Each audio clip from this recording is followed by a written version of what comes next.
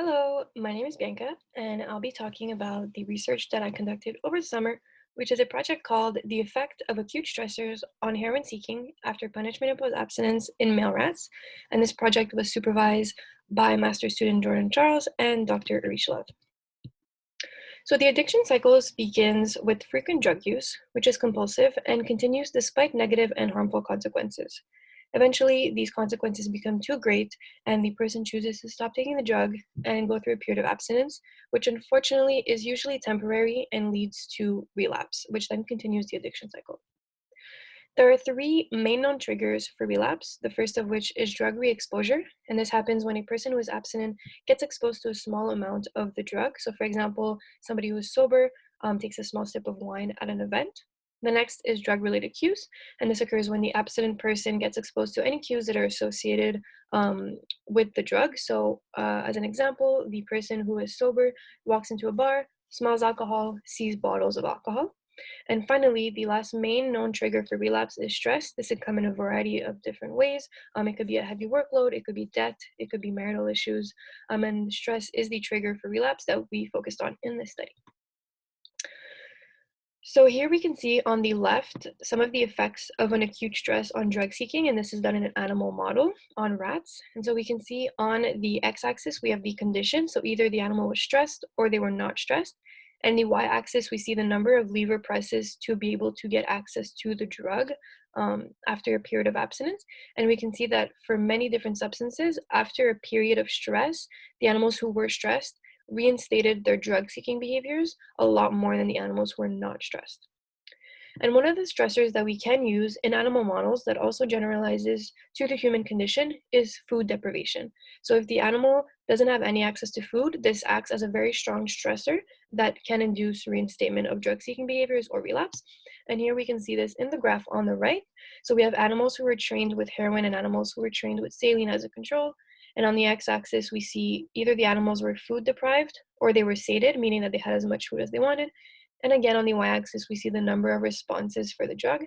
And we see that the animals who were food deprived, who had no access to food, were very stressed and reinstated their heroin-seeking behaviors much more than the rats who had full access to food. So in animal models, there are different ways to try and instill abstinence, the most common of which is the reinstatement model. And so the animals are trained to press a lever to get access to the drug. And so pressing the lever is then associated with an infusion of the drug, as well as different cues, usually lights and sounds, that are associated with the drug. Once the self-administration is established, this behavior is then extinguished by unpairing the infusion and the cues with the lever pressing. And so now pressing the lever is no longer associated with an infusion of the drug or any cues, and eventually the behavior is extinguished and the animal stops pressing for the drug. Although this is the most common model used, it doesn't really resemble the human condition of abstinence. So next we have forced abstinence. So this occurs after the animal is trained to self-administer the drug in their training chambers. The animal is then physically removed from that training chamber and put in a different housing unit or cage where there's no drugs and no cues whatsoever. After a period of time of abstinence in that housing facility, they're then put back into their operant training chambers to be tested for relapse. This model resembles a little bit more closely certain aspects of human abstinence, so people who are incarcerated or go through rehabilitation, but most people with substance abuse issues voluntarily choose to stop taking the drug. And this is where the punishment imposed abstinence model comes in. So in this model, after the animal is trained to self-administer the drug through the lever pressing, a certain number of trials is then punished. So instead of being given the drug, getting an infusion of the drug in the cues, there's none of that, and the animal gets a punishment, usually a foot shock, a very mild foot shock, that increases a little bit throughout the training days. And eventually, although the animals still have access to the drug and they're still able to get the drug on a certain number of trials, the foot shock punishment is just too great and too negative that they voluntarily choose to stop taking the drug. And this is the model that most closely mirrors the human condition of abstinence, and this is the model that was used in the study. And here we can see the effects of food deprivation as a stressor on drug-seeking behaviors, specifically after punishment-imposed abstinence. So we can see here the animals FD, food deprived, versus the animals who are sated, and the number of responses on the lever So after a period of punishment imposed abstinence, the animals who were food deprived tended to relapse to heroin or to the drug a lot more than the animals who were sated. So now we know that different stressors can reinstate relapse after different models of abstinence, and we know that food deprivation as a stressor can induce relapse after punishment imposed abstinence. So here we want to see if other stressors, apart from food deprivation, we will also see relapse to drug-seeking behaviors after punishment imposed abstinence. So a variety of stressors were used in the study. I'll be focusing on a physical restraint stressor. So we also know that various psychological disturbances are associated with drug seeking, but we don't know if these disturbances come because of the drug use, or if they're potentially a vulnerability to drug abuse. Various personality factors are also associated with greater drug intake, such as novelty seeking, anxiety, impulsivity, sensation seeking, and greater physical or locomotor activity.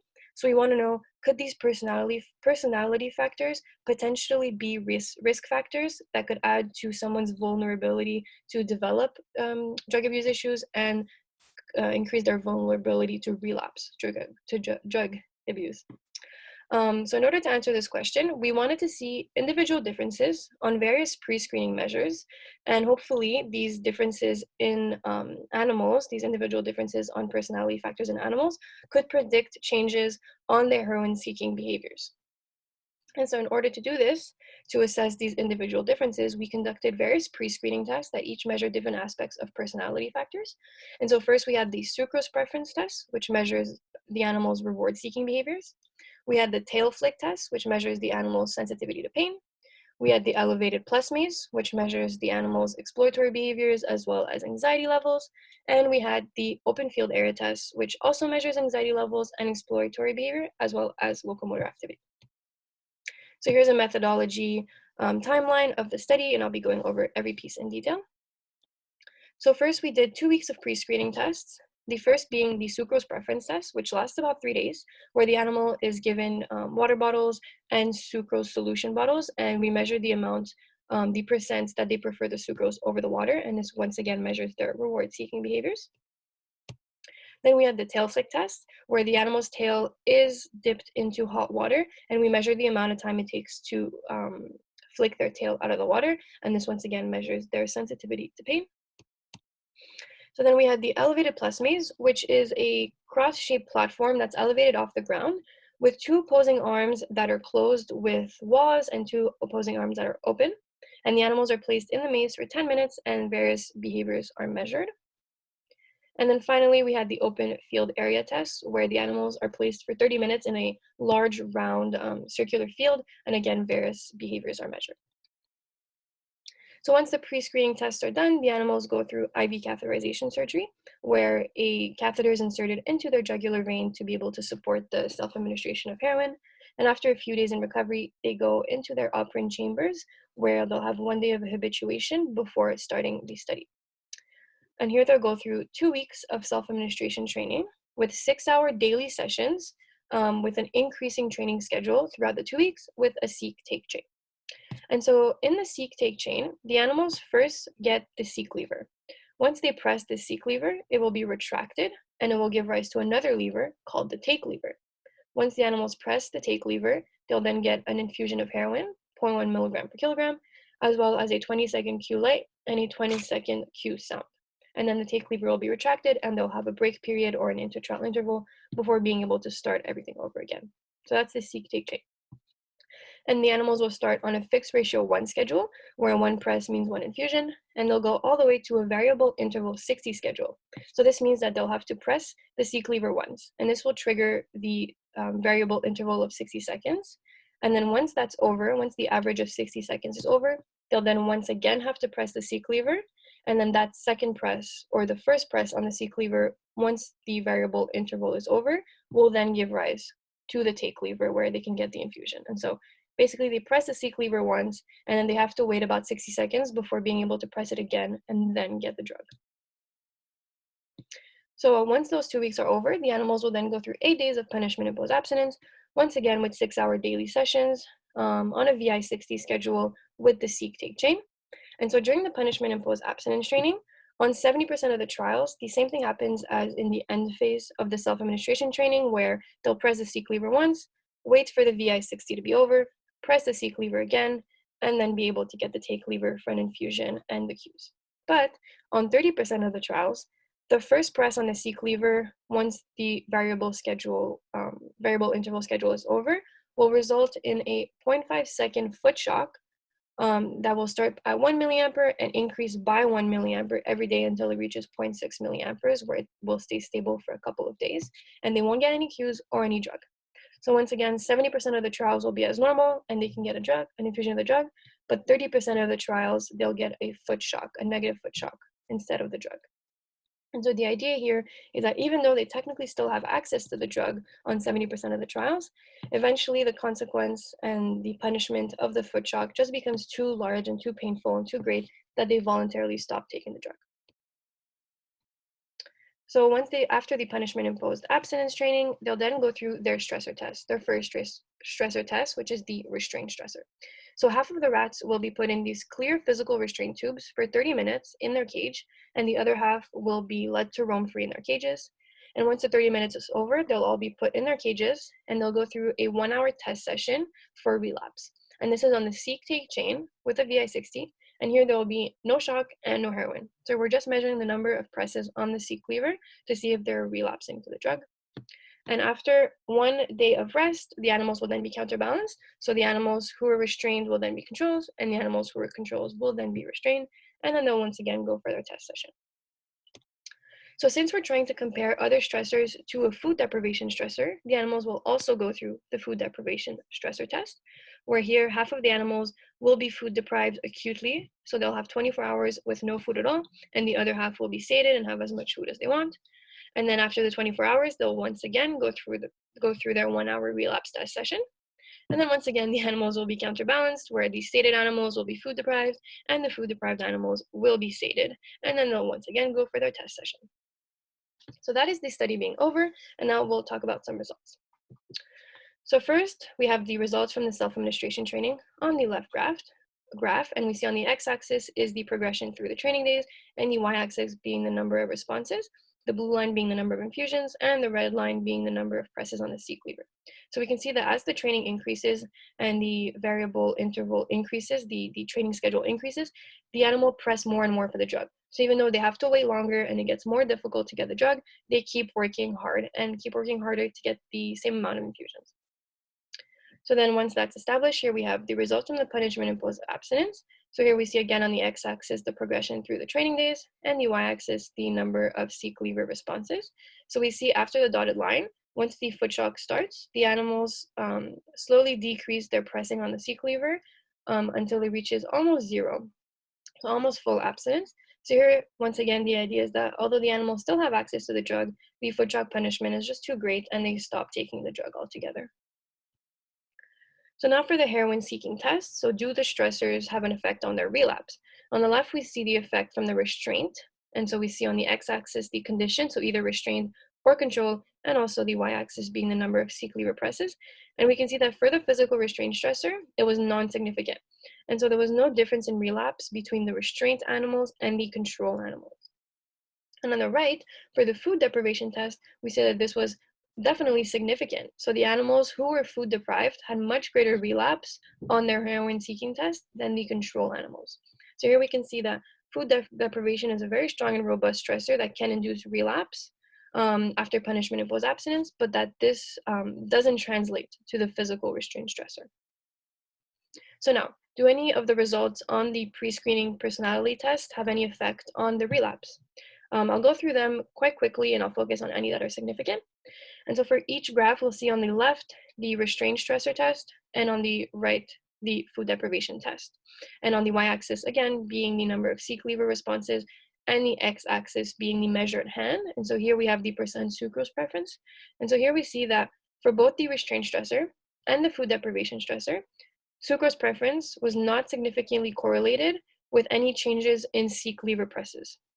And so any animals who preferred sucrose over water, that didn't predict any changes on their relapse test. For the tail flick test, we see that the amount of time it took for the animals to tail flick out of the water in seconds was not significantly correlated with any changes on their relapse for both stressors.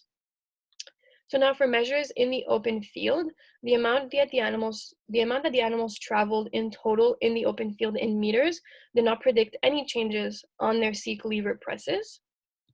The same is true for the time spent freezing in the open field test. It didn't predict any changes on changes in their relapse test for either stressor. The same is true for the amount of time that the animals spent in the center of the open field. It didn't predict any changes on their relapse. Here we see that fecal boli in the open field for both stressors was significantly positively correlated with changes in seek lever presses. So here we see that animals who defecated more in the open field tended to relapse more on the relapse test for both stressors. So usually fecal boli is an indicator of anxiety. So animals who defecate more are thought to be more anxious. So this could potentially mean that animals who are more anxious or people who are more anxious have a greater vulnerability to relapse than people who are less anxious. So now for the elevated plus maze, the time spent in the closed arms of the elevated plus maze was not significantly correlated with seek lever presses for either stressor. The same is true for the time spent in the open arms of the elevated plus maze was not correlated with any changes on seek lever presses. And the same is once again true for the time spent freezing in the elevated plus maze was not a predictor of any changes on relapse. And once again, the same was true for the time spent grooming in the elevated plus maze, and it was not correlated significantly at all with any changes in seek lever presses for either stressor. And finally, we see that the total distance traveled in meters in the elevated plus maze was significantly positively correlated with seek lever presses for both stressors. So here we see that animals who traveled more in the elevated plus maze tended to relapse a lot more than animals who traveled less. So usually distance traveled in the elevated plus maze could either be a measure of general physical activity or locomotor activity, or it could be a measure of exploratory behavior. And so here, this could potentially mean that animals who just have greater physical activity, who move more, who are more active, are more likely to relapse. So are there any risk factors associated with a vulnerability for drug abuse? Based on the results here, we found that the number of fecal boli, which is a marker for anxiety, as well as the distance traveled in the EPM, which is a marker for locomotor activity and exploratory behavior, were both associated with greater heroin-seeking behaviors after punishment imposed abstinence or greater relapse. And so results from the study overall show that acute food deprivation is a very strong and very robust stressor that can induce relapse or heroin-seeking behaviors after punishment imposed abstinence, but that this unfortunately doesn't translate to a restrained stress. And we can also see that anxiety potentially and increased locomotor activity potentially were associated with a greater relapse of heroin-seeking behaviors. So some limitations of the study include the fact that the results presented were only from one run of rats, so there was only 10 rats, so we definitely need to do this more times to see if these same results are shown and these results are supported. Also, we used a 30-minute physical restraint time, which is quite short relatively, because other studies have found that physical restraint actually is a strong enough stressor to induce relapse, but they did stressors of a few hours, and so potentially we could try doing the physical restraint for a few hours and seeing if that would have any difference. And thank you very much for listening.